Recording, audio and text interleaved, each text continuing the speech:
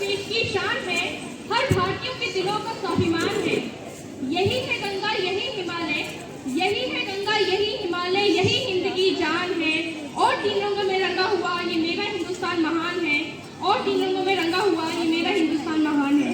आदरणीय बीडी सिंह जी, आदरणीय principal sir, आदरणीय मैनेजर सर व सभी अध्यापकगण एवं छात्रगण, सर्वप्रथम आप सभी को इस 75वें आज़ादी के वर्ष की हार्दिक शुभकामनाएं।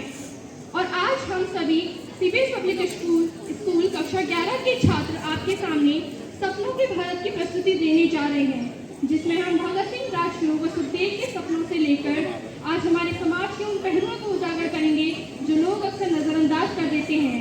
तो शुरुआत उस दौर से करते हैं जब भारत के 3 रत्नों के साथ कुछ ऐसा हुआ।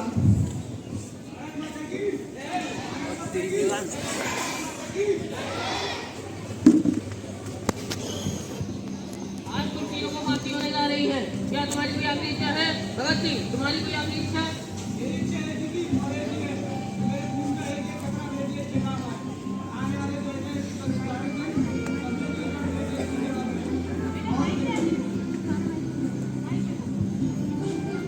मेरी इच्छा एक ही थी और एक ही है कि मेरे खून का एक एक कतरा मेरे देश के काम आए और आने वाले नए स्वतंत्र भारत में सब मिलजुल कर मेरे देश की सेवा करें और मेरे सपनों का भारत सितारों की तरह चमचमाए। राजगुरु, तुम्हारी कोई आखिरी इच्छा है? मेरी इच्छा एक ही थी कि मैं एक दिन चैन की नींद सो जाऊं, लेकिन मेरे लिए सबसे अच्छी बात क्या होगी कि मैं आज अपने देश के लिए चैन की नींद सोने जा रहा हूँ। सुखदेव, तुम्हारी कोई आखिरी इच्छा है? मेरी एक ही इच्छा है कि आखिरी बार हम सब साथियों को गले मिलने दिया जाए। इन लोगों के हाथ खोल दिए जाएं।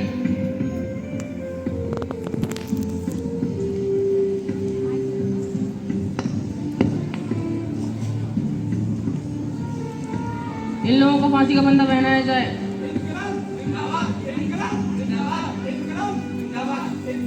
जिंदाबाद जिंदाबाद।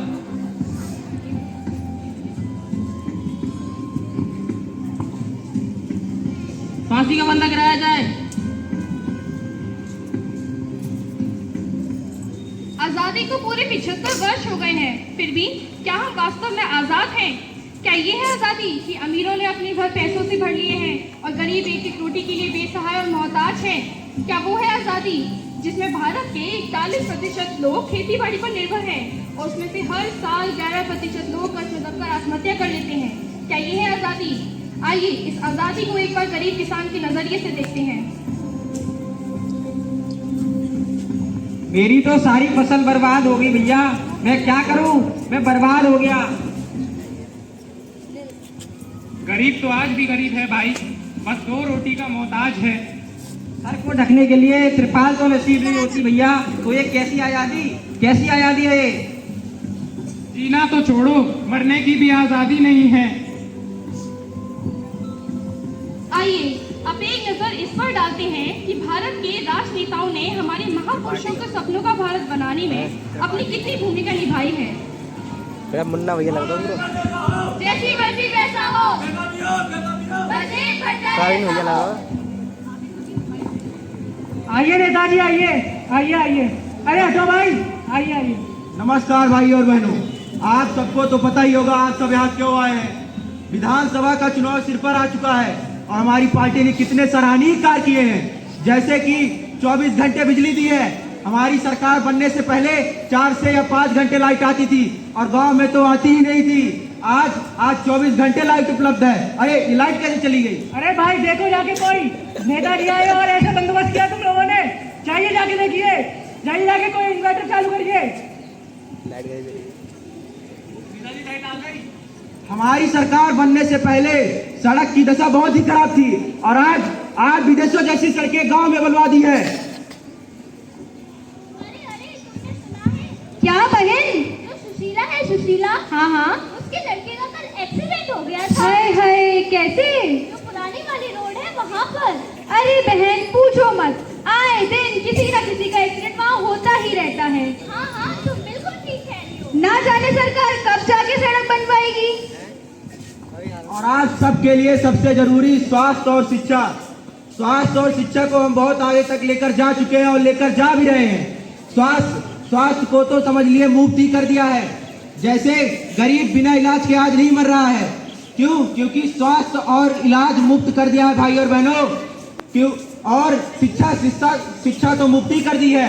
आज गरीब का ही बच्चा, अमीर का ही नहीं, आज गरीब का भी बच्चा पढ़ रहा है और विपक्ष कहता है कि हमने कुछ किया ही नहीं है। अब क्या बताएं भाई और बहनों, विपक्ष का तो काम ही यही है कहना कि हमने कुछ किया ही नहीं है। अब हम बजरंग हनुमान जी थोड़ी ना है जो सीना चीर के दिखा देंगे हमने किया क्या है। विपक्ष का तो काम ही यही है कहना। करप्शन, रिश्वत और हत्या रोज जहाँ का धंधा हो, वो देश तरक्की कैसे करे जहाँ का राजनेता अंधा हो। Radhakrishna commission was first education commission in independent India. Radhakrishna आयोग ने मूल रूप से विश्वविद्यालय के उच्च शिक्षा के संबंध में सुझाव दिए। आयोग ने को ध्यान में रखते हुए उद्देश्यों को निर्धारित किया, परंतु आज भी उन उद्देश्यों की प्राप्ति के लिए हम लगातार संघर्ष कर रहे हैं। शिक्षा जीवन सुधार का मूल ढांचा है।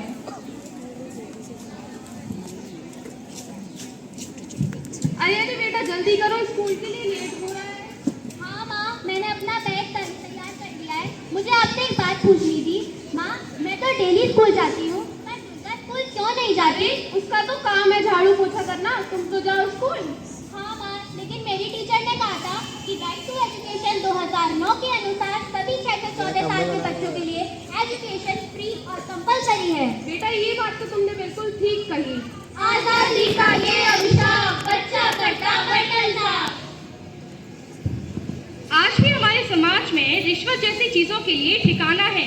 रिश्वत के द्वारा ऐसे ऐसे राज दफन हो जाते हैं जिनका बाहर आना न जाने ही कितना जरूरी था।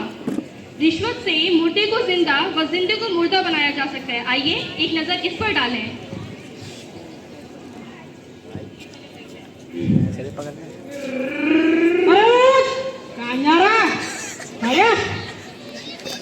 हाँ, राशन देगा चल। लो साहेब। हाँ, गाड़ी कागज का है।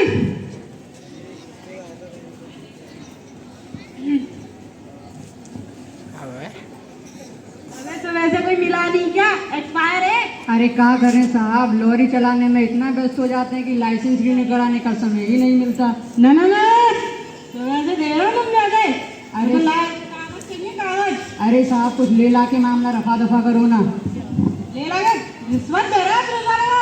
रिश्वत नहीं दे रहा साहब, आपके चाय नाश्ता का बंदोबस्त कर रहा हूँ। अच्छा, चाय ना देखने में तो ठीक लग रहा। ला चल निकाल। गिन क्या रहा है? नैतिकता है हम यहाँ, भूत का है भंडार। इसी से तो मच रही मेरे देश में मारो मार। आइए अब एक नजर इस पर डालते हैं और देखते हैं कि भारत की आम जनता हमारी स्वतंत्रता के बारे में क्या विचार रखती है। न पूछो हाल वतन में मरने वालों का, वतन को डसने वाले वतन पे राज करके बैठ गए हैं। यही सब देखकर मेरा मन गर्वित होता है। न जाने क्या होगा इस देश का। हमारे देश के लाखों महापुरुषों के सपनों पर पानी फिर गया है। चारों तरफ से भ्रष्टाचार और नकारात्मकता ही नकारात्मकता है। कुछ नहीं हो सकता इस देश का, कुछ नहीं हो सकता। नहीं मित्र, ऐसा नहीं है। जब देश में चारों ओर नकारात्मकता और समस्याएं विद्यमान हो तो वहीं दूसरी तरफ समाधान भी उपलब्ध होता है। मैं आज सिर्फ आपसे एक ही सवाल पूछना चाहती हूँ, क्या आप इस करवट लेते युग में परिवर्तन के लिए तैयार हैं? और अगर आपका उत्तर हाँ है तो आपके कल की जीत, आज की सफलता और आने वाले कल की कामयाबी के पीछे सिर्फ एक ही मुकाम है और वो है परिवर्तन। परिवर्तन पहले सोच में और फिर अमल में। क्या आप इस परिवर्तन के लिए तैयार हैं?